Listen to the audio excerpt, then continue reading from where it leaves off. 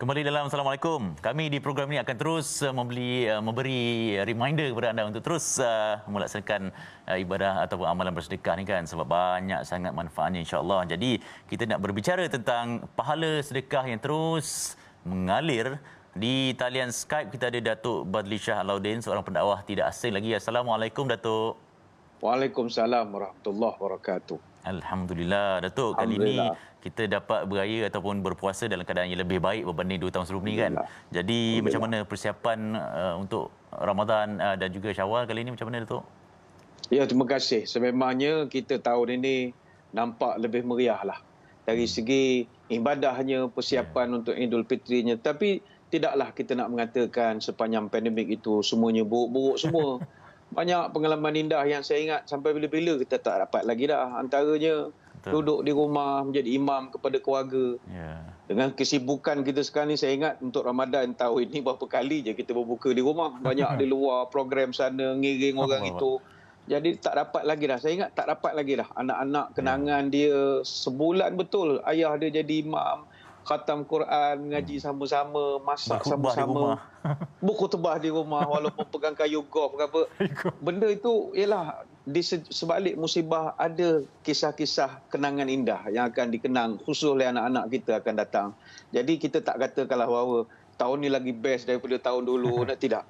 Sentiasa rahmat Ramadan tu ada pada setiap masa. Ini kehebatan bulan Ramadan Al-Mubarak. Masuklah juga Idul Fitri nanti.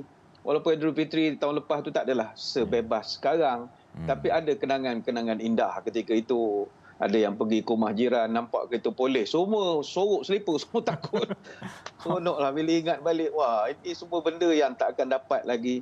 Kita berdoa kepada Allah, moga-moga musibah ini diangkat dan kita boleh kembali hidup seperti biasa, harmoni, dan dalam masa yang sama kita berjaga-jagalah sama kita. Itu yang mustahak. Itu dia. Datuk pasti nak kongsikan tentang kempen dari Yayasan Ikhlas ni, sempena Ramadan ni, lagi-lagi sempena 10 malam terakhir ni, Datuk. Kita nak kongsikan pada kesempatan pagi ni, insya-Allah Ramadan ni Yayasan Ikhlas membawakan kempen Sekolah Agama Rakyat, yang mana kita nak membantu anak-anak Muslim kita khususnya di pedalaman Sabah yang sekarang ni sangat dahagakan kepada ilmu, khususnya di Kampung Kilugus dan di Kampung Sangkabuk di Kuala Penyu. Jadi anak-anak ini zaman yang begitu canggih sekarang ni, mereka masih lagi ketinggalan untuk mendapatkan ilmu agama secara formal disebabkan jarak mereka begitu jauh. Ini kebanyakannya kampung pedalaman. Kalau kita tengok di visual sekarang ini, memang mereka ni berada jauh. Daripada KK pun memang jauh. Dan sekolah yang ada dekat dengan mereka pun lebih kurang 10-11 km, agak jauh. Jadi kita bercadang nak membinakan satu tempat khas. Tempat sekolah ni boleh menampung 420 orang pelajar. Dan bukan sekadar kampung 2 ni saja, ada 7 kampung lain pun dapat juga anak-anak belajar situ. Dan pembelajaran itu secara percuma. Kita akan buatkan kerjasama dengan banyak pihak. InsyaAllah sekolah tu kita nak bina, tanah pun dah ada, kita nak ada bilik guru yang elok, ada tandas, kantin. Kita harap anak-anak ni dapat belajar. Dan kalau takdirkan mereka ni pandai mengaji agama, pandai mengaji Quran, pandai azan, pandai sembahyang, pahalanya insya-Allah balik semula kepada kita. Jadi ini saya anggap pencen kubur. Rugi kalau kita yang sedang menyaksikan program ini tak ambil kesempatan. Sebab ini adalah Ramadan, jom kita sedekah untuk orang yang nak belajar ini.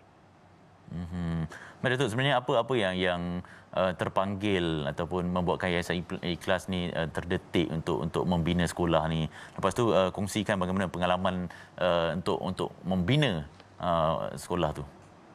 Dia Yayasan Ikhlas ni, untuk pengetahuan, dia memang dalam sekarang ni pun sedang mendanai 2 buah pusat pembelajaran di Sempurna Sabah. Alhamdulillah dapat sambutan yang itu menggalakkan. Kita ada 476 pelajar sekarang ini yang rata-ratanya asnaf, keluarga miskin. Jadi ketika kita hantar misi bantuan ke sana, kami disapa oleh ketua kampung di Kuala Penyu ini. Dia cerita kesusahan anak-anak karya kampung dia ni nak ke sekolah agama 11 km begitu jauh. Jadi kita rasa terpanggil untuk kita nak bina sebuah sekolah agama di sana. Dan kita telah dapatkan bantuan daripada banyak pihak. Kita dapat sokongan daripada Majlis Dakwah Negara Negeri Sabah dan juga daripada Kor Angkatan Jurutera Diraja atau KAJD Malaysia. Jadi kita akan bina sekolah ini kerana melihatkan kepada kepayahan anak-anak belajar. Kita nak mudahkan mereka untuk dapat belajar lebih baik. Dan bagi kita di Yayasan Ikhlas, kita NGO yang pertama dan kita sangat berpengalaman dalam memberi bantuan khususnya di pedalaman ini. Dan matlamat kita adalah nak kepada anak-anak ini belajar secara percuma. Yang ini kita sangat memerlukan kepada daya dan juga dana, serta juga doa daripada seluruh rakyat Malaysia khususnya. Daya, dana dan doa ya Ustaz. Masa ni status pembinaan dia bagaimana? Berada di peringkat macam mana? Buat masa sekarang ini kami masih lagi dalam proses untuk mendapatkan dana yang mencukupi. Jadi kita masih lagi dalam proses pembinaan, belum lengkap sepenuhnya. Baik itu kita mengharapkan kepada seluruh muslim dan muslimat, kalau anak-anak ini bina sekolah ini, mereka dapat belajar, mereka dapat menuntut ilmu, jadi orang baik-baik. Ini kita panggil multiplier effects. Kalau kita belanja orang makan, makanan tu kita belanja dapat pahala. Tapi bila dia kenyang, dapat pahala. Tapi bila dia dah buang makanan itu, habis. Tapi kalau ilmu kita beri pada seorang, ilmu tak akan habis sampai bila-bila. Mana ada orang hafal Al-Fatihah, dia ajar pada orang lain Fatihah dia hilang. Tidak ada. Jadi ilmu sentiasa berkembang lagi dan lagi dan lagi. Sebab itu kalau ada pilihan antara nak membantu ini, antara yang terbaik sekali adalah bantu orang yang nak belajar. Jadi kita nak ajak seluruh muslimin muslimat, jangan rugikan peluang ini. Tak selalu kita dapat bantu bina sekolah agama di pedalaman ini. Jadi ini peluang. Saya ingat semua orang mesti ambil peluang ini.